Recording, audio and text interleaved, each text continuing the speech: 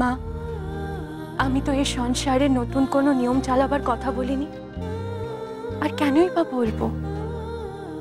আমি তো সংসারের কিচ্ছু জানি না।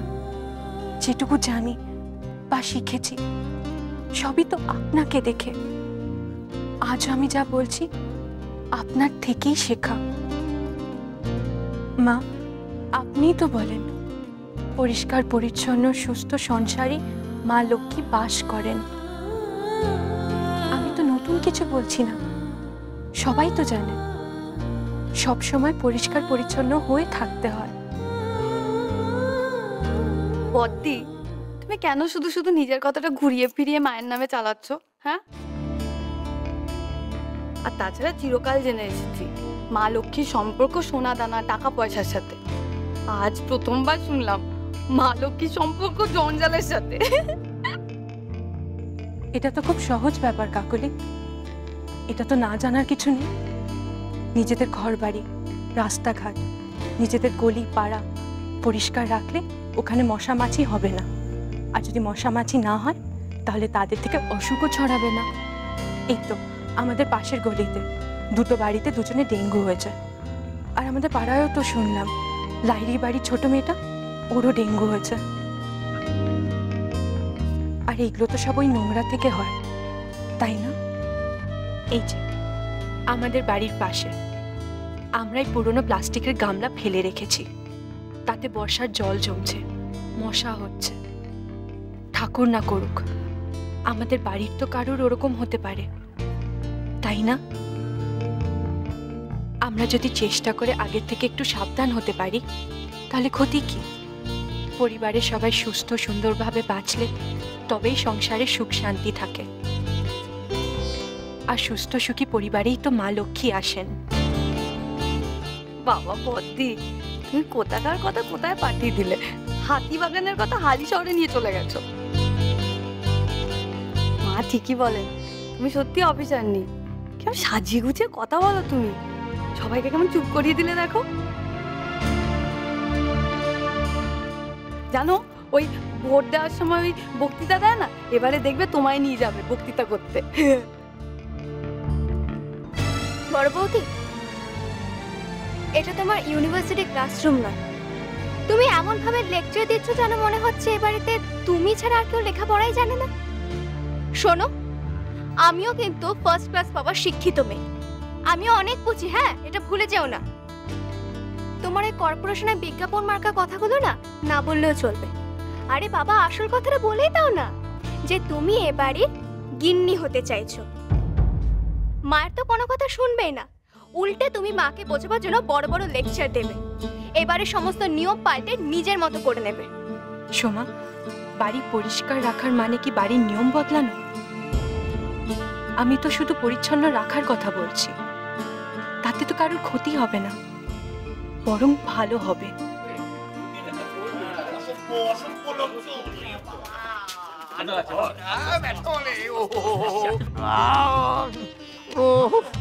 এই ইংরেজ চলে যাওয়ার পর এই পুরো দেশটা মূর্খের দেশ হয়ে গেল রে বাবা।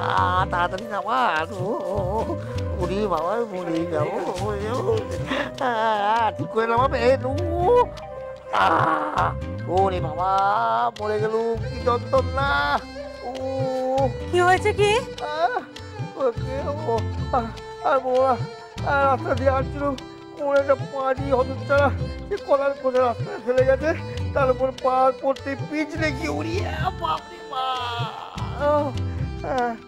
শোন না, যদি তাকে পাই না খুঁজে যে ফেলেছে, করে না হাড় গুঁড়ো গুঁড়ো করে দেবো। ঠিক আছে, ঠিক আছে। কি গো মেজে বৌদি, এখন চুপ করে রইলে যে? এতক্ষণ ধরে খুব বলি কাপচাচ্ছিলে বড় বড় কথা। হ্যাঁ, দেখলে তো ওই ওই হাতিবাগানের কথা, হালি শহর না কেমন নিজের ঘরে ঢুকে পড়লো।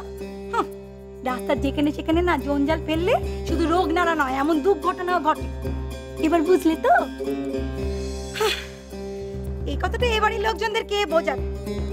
বড় বৌদি তো একখানা কথা কইবে, অমনি সবাই রে রে করে তেড়ে আসবে, সবাই তার উল্টো কথাটাই বলবে।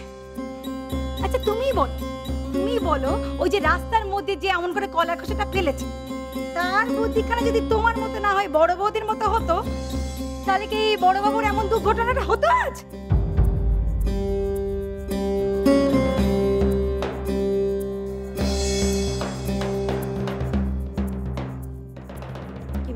বড় বৌমা? ভাবছো তো জিতে গেলে? ভাবছো ভাগ্যিস বুড়ো সৌরা আচার খেলো, তাই শাওরির বাকি বন্ধ হলো? যদি এসব ভেবে থাকো তো ভুল ভেবেছো। তোমার সৌর শুকনো ডাঙাতেও আচার খান, তালকানার মতো চললে লোকে সব জায়গাতেই আচার খাবে। এত লোক তো রাস্তা দিয়ে হাঁটছে, কজন পিছলে পড়ছে? রাস্তার দিকে তাকিয়ে চললে কলার খোসা, সাপ, ব্যাং সব সামনে চলা যায়। উদ্ধপানে তাকিয়ে চললে তাকে বাঁচায় কার সাথী? হে ভগবান, এ কোথায় এসে পড়লুম? রাস্তায় আটার খেয়ে পড়লুম, কষ্টটা হলো আমার। বাড়িতে এসে গঞ্জনা শুনবো, সেটাও আমি স্ত্রীর কাছ থেকে। হ্যাঁ, আর যে ওই কলার খোসা রাস্তায় ফেললো তার কোনো দোষ নেই। বাহ, জঞ্জাল লোকে রাস্তাতেই ফেলে। সে এমন সোনাদানের মতো দামি কিছু জিনিস নয় যে লকারে বন্ধ করে রাখতে হবে তাকে।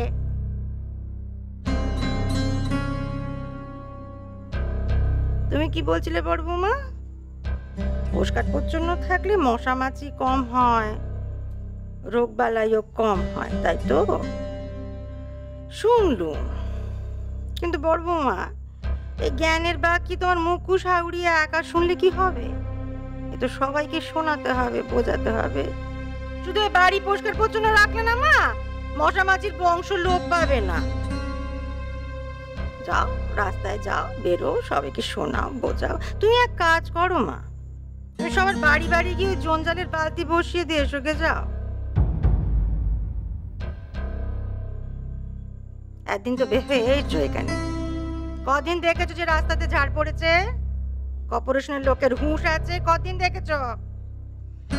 তুমি এক কাজ করো মা, রাস্তায় যাও, ঝাড়ু নিয়ে পরিষ্কার করো। ঘরে বসে বসে বাকি শোনানো অনেক সোজা কাজ। কাজ করতে গেলে না সব বাকি ছুটে যাবে। তুমি যাও, সব বাড়ি বাড়ি দেখে এসো। এ পাড়ায় না সবাই বাড়ির দোরগোড়াতেই জঞ্জাল ফেলে। এ একদিন ধরে তাই হয়েছে, আর এখনো তাই হবে, এই কথাটা মনে রেখো। সব জঞ্জাল ফেলবে রাস্তায়, তাতে জল জমবে, মশা মাছি হবে, রোগ বালাইও বাড়বে। আর এভাবেই সবাই থাকবে যেমন ভাবে একদিন থেকে এসেছে। ভবানী এক কথার মানুষ, তার একটা কথা ভালো করে মনে রেখো। আমি যদি দেখি তুমি সকলের অভ্যেস পাল্টাতে পারছ, তবে আমি মেনে নেব। তুমি এতক্ষণ ধরে যা বোঝাতে চাইলে সে তোমার সমস্ত কথাবার্তা ঠিক, তুমি ঠিক আর আমি ভুল।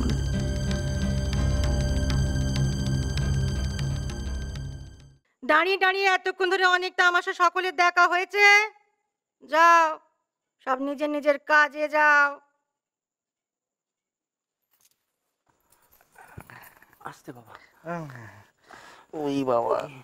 বাবা, খুব লেগেছে না? দাঁড়ান, আমি গরম জল করে সেক দিয়ে দিচ্ছি। না না না, দরকার নেই।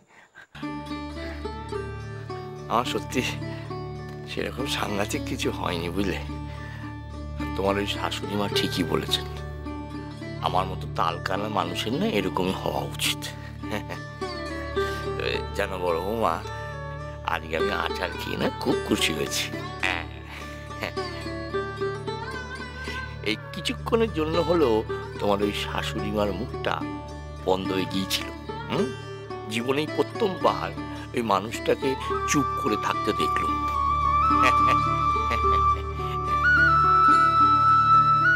বুঝলি নিশি, এতকাল যে কোমরে ওই যন্ত্রণাটা জমেছিল না, যেন এক ঝটকায় সব উবে গেল।